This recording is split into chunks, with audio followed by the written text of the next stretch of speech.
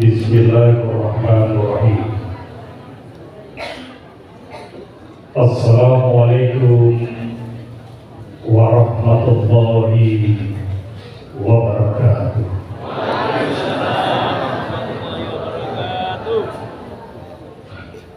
Alhamdulillahirabbil alamin. Nasta'inu wa nastaghfiruh wa na'udzu billahi min shururi anfusina wa min sayyiati a'malina. Man yahdihillahu fala mudilla lahu wa man yudlil fala hadiya lahu. Asyhadu an la ilaha illallah wa asyhadu anna Muhammadan abduhu wa rasuluh. Allahumma sholli ala sayyidina Muhammad wa ala ali sayyidina Muhammad. Kepada yang terhormat para alim, para ulama, para kiai, para sepuh, ini sepuh yang kami muliakan, utamanya kepada yang terhormat yang kami muliakan, Buya Yahya yang dimuliakan oleh Allah Subhanahu wa Ta'ala. Amin. Kepada segenap pimpinan Muspika Kecamatan Pakis Kabupaten Malang yang kami muliakan, kepada yang terhormat Kepala Desa Sekarburo dan Kepala Desa Manggirawan beserta staf yang kami muliakan, kepada yang terhormat pengurus Yayasan dan Takmir Masjid Raya Al-Mustaqim yang kami muliakan, kepada yang terhormat Bapak Ibu hadirin jamaah yang dimuliakan oleh Allah Subhanahu wa Ta'ala. Sebelum serangkaian acara silaturahim sekaligus dalam rangka meniti ilmu yang semoga dengan ini semuanya Allah menurunkan karunia barakah rahmat taufik dan hidayahnya kepada kita sekalian, marilah sejenak kita memanjatkan puji syukur kehadirat Allah Subhanahu wa Ta'ala yang telah mengaruniakan kesehatan lahir dan batin, iman dan takwa. Semoga rangkaian ini senantiasa dianugerahkan kepada kita sekalian fi wa dunya ila yaumil akhir. Amin. Yang kedua, salat serta salam semoga tetap kita mohonkan kepada Allah Subhanahu wa Ta'ala agar dianugerahkan kepada hambanya yang paling mulia, hambanya yang paling jujur di dalam mengemban amanah, dan hambanya yang paling santun kepada sesama, yaitu baginda Muhammad sallallahu alaihi wasallam.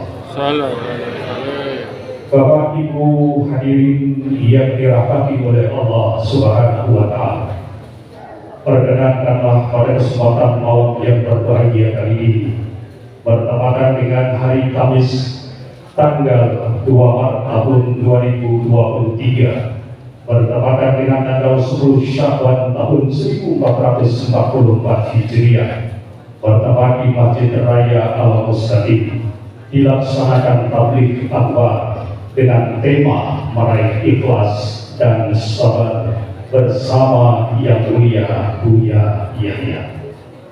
Bapak Ibu hadirin sekalian yang kami muliakan, kami mewakili segenap yayasan dan pengurus Takmir Masjid Raya Al-Mustaqim menyampaikan banyak terima kasih atas kehadiran rawuh penjenengan semuanya, utamanya kepada yang mulia Buya Yahya beserta tim yang telah berkenan hadir menyempatkan waktunya untuk singgah di masjid kami yang mulia kali ini, yaitu di Masjid Raya Al-Mustaqim yang beralamat di Perumahan Saujana 2, Kabupaten Malang. Bapak Ibu hadirin yang dimuliakan oleh Allah Subhanahu wa Ta'ala, sekali lagi kami menyampaikan banyak terima kasih dan tentunya kami juga mohon maaf yang sebesar-besarnya jika dalam penyelenggaraan kami ini ada tata kerama kami yang kurang berkenan di hati jenengan semuanya. Kami mohon maaf yang sebesar-besarnya. Baik Bapak Ibu hadirin sekalian, untuk mengawali kajian topik akhwat pada kesempatan yang mulia ini, marilah bersama-sama kita baca suratul Fatihah. Semoga dengan bacaan suratul Fatihah ini Allah menurunkan barakah, rahmat, taufik dan hidayah kepada kita sekalian, dan tentunya semua hajat-hajat kita mendapatkan ridho perkenan di sisi Allah Subhanahu wa Ta'ala. Ala hadhihi wa ala kulli niyatin shalihah bi barakati al-Fatihah.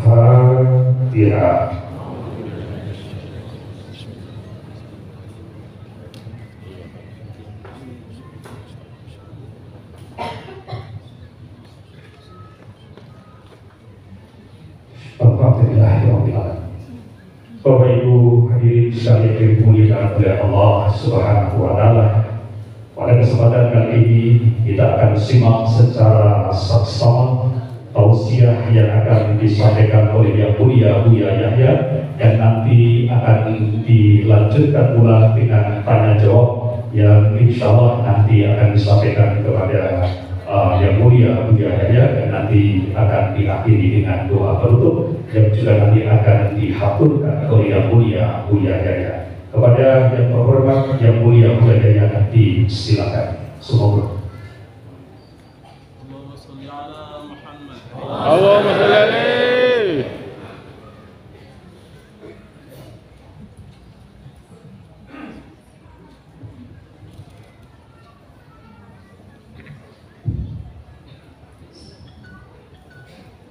Assalamualaikum warahmatullahi wabarakatuh. Waalaikumsalam warahmatullahi wabarakatuh.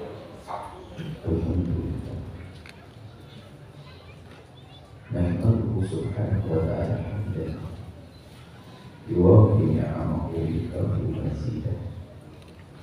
Ya Rabbana lakal hamdu kama yanbaghi li jalali wajhika wa 'azimi sultanik. Subhana la nuhsi thana'an 'alaika anta kama athnayta 'ala nafsik. Walakal hamdu walakal syukru 'ala dhalik. Allahumma shalli wa sallim ala habibina sayyidina Muhammad Allahumma sholli alaihi. wa ala alihi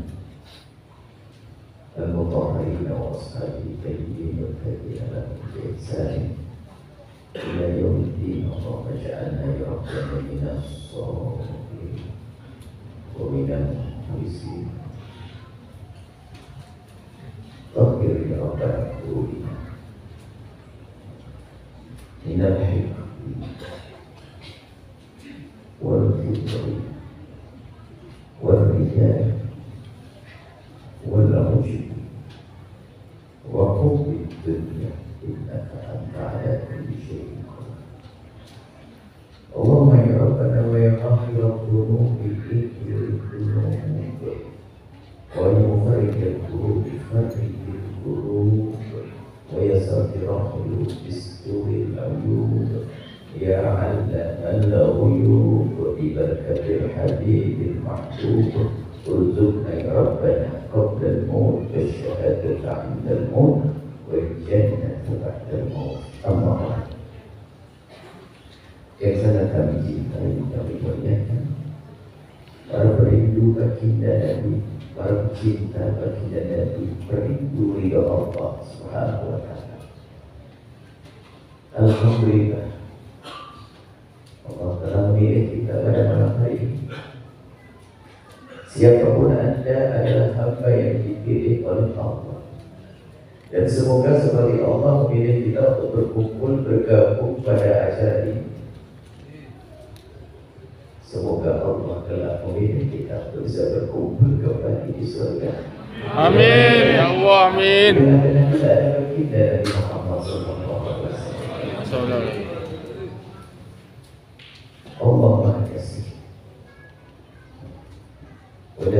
jahadu fina lanahdiyannahum subulana. Yang serius mencari Allah akan mendapatkannya, mencari ridha Allah akan mendapatkannya. Tapi perlu mujahadah. Kita harus berani memfokus gerimis, dingin, jarak, kesibukan. Dan apabila sudah kita fokus itu semuanya, semoga ini benar-benar manusia pilihan Allah. Amin. Dan semoga Allah memberikan kepada kita ilmu yang manfaat. Semoga majelis kita ini biar bersihkan adalah majelis dunia akhirat. Amin. Sabar dan ikhlas. Istilah Arab beda dengan istilah Indonesia. Kalau istilah Arab sabar itu beda dengan ikhlas. Tapi kalau sudah masuk orang Indonesia, kamu harus sabar dan ikhlas menerima musibah, sama judulnya. Makanya saya ambil dua-duanya, satu aja sabarnya saja atau ikhlasnya saja. Sebab kurang ikhlas, maksudnya kurang sabar gitu.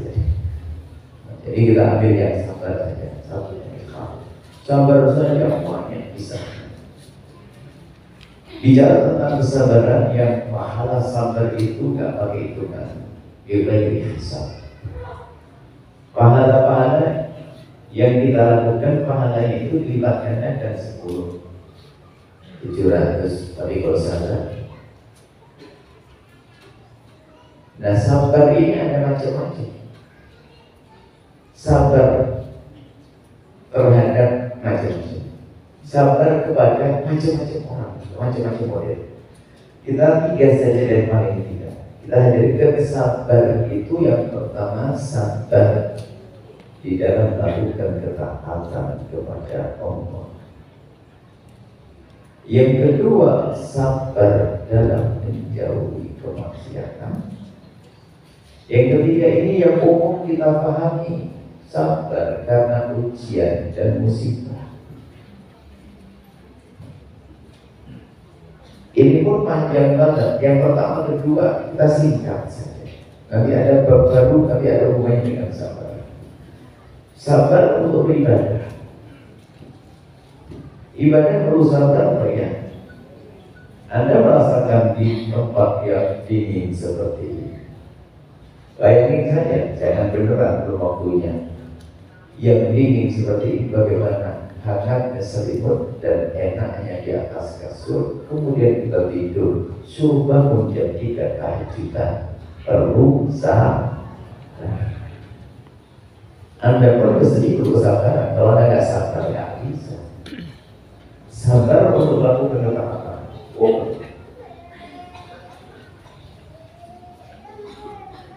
Sabar.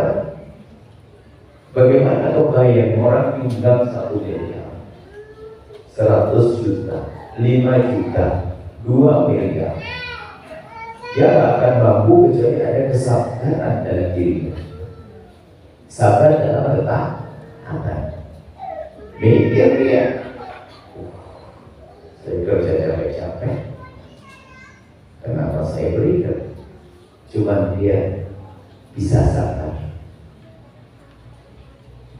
Nah, untuk bisa sabar kan begitu lagi. Nanti saya bisa sabar. Apa sih jadi orang bisa sabar? Yang jelas harus sabar dalam beribadah. Perlu kesabaran. Ada lagi sabar dalam menjauhi kemaksiatan. Berbola syahwat, dia harus menghindari dari haram. Dia tidak mampu. Dia berat. Maksudnya dia berbola syahwat, dia menghindari dari zina. Perlu kesabaran. Atau di hadapannya begitu mudah untuk melihat yang haram. Aku tidak boleh melihat yang haram, baik secara langsung atau dari laptopku atau handphonku. Tidak, ini belum sabar. Sabar dalam menjauhi kemaksiatan.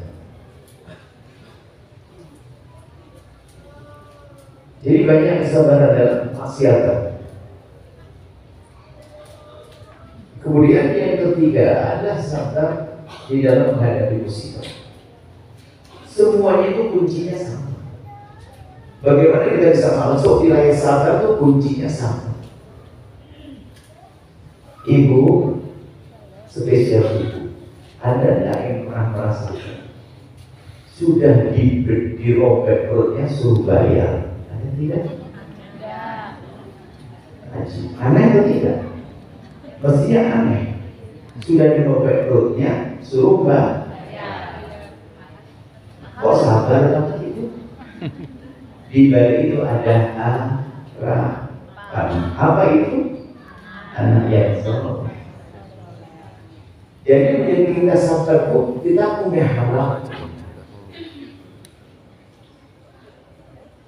Kita lihat para santri.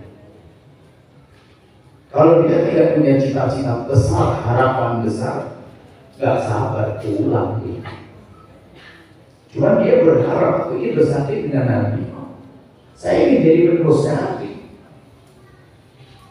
Maka dia bertahan jauh dari ibunya. Kayak dia ngantri, ya.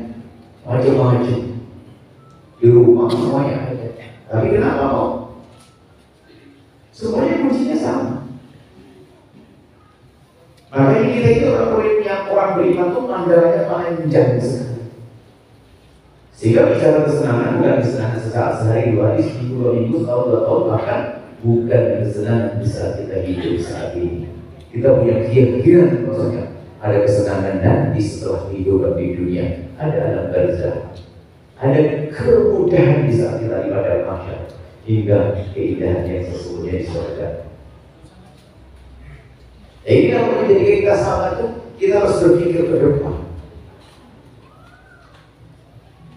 Itu bapak yang setiap pagi keluar dari rumahnya, pergi ke sebuah tempat untuk kerja, pulang sore jam 4 setiap hari di bawah terik matahari, musim dingin dengan kedinginannya.